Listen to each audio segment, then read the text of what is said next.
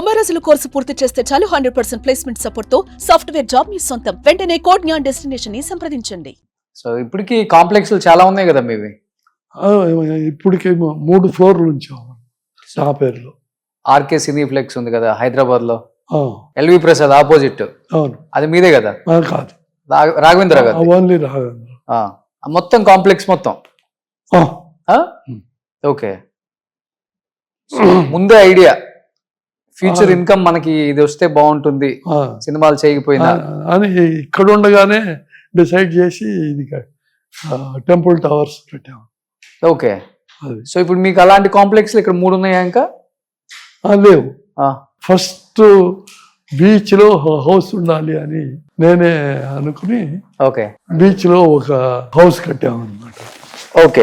2 acres కొని 2 acres లో beach లో హౌస్ కట్టారు, చిన్న హౌస్, రిసార్ట్ లాగా. ఓకే. వెళ్తుంటారు అప్పుడప్పుడు? అప్పుడు వెళ్ళేవాడిని, ఇప్పుడు పెద్దగా వెళ్తలేదు. ఓకే. అందులో నుంచి మన శంకర్ గొడవ పెడితే ఒక 6 grounds అతనికి అమ్మాను. ఎవరికి? శంకర్, డైరెక్టర్ శంకర్. అతను ఇల్లు కట్టుకున్నాడు.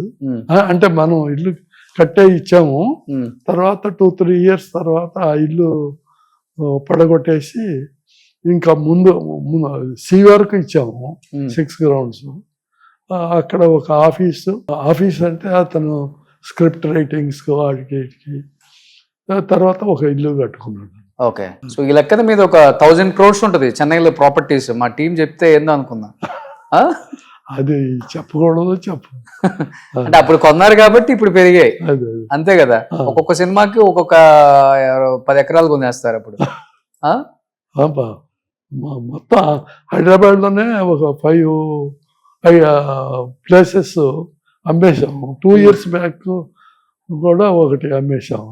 మెయింటైన్ చేయలేక? లేదు, గవర్నమెంట్ ఆక్యుపై చేసింది, అందుకని ఇచ్చేసాం అన్నమాట. ఓకే. దానికి డబ్బు ఇచ్చారు. డబ్బు ఇచ్చినాక అది దాంట్లో మళ్ళీ డబ్బుతో పాటు ఒక 1000 feet ల్యాండ్ ఇచ్చారు. ఓకే. అది అమ్మేశాం అన్నమాట. సో ఇప్పుడు ఇక్కడ బిజినెస్ లో ఏం చేస్తున్నారు చెన్నైలో? ఏం బిజినెస్ లేదు, తోటలు అవి. Form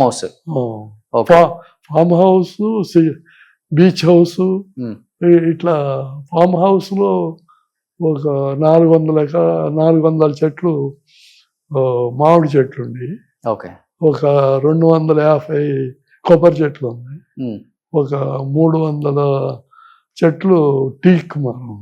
okay. సో ఇప్పుడన్నా ఫామ్ హౌస్కి వెళ్తుంటారు వీక్? ఇదివరకు వెళ్ళేవాడిని కాదండి, ఇప్పుడు వెళ్తలేదు. ఓకే.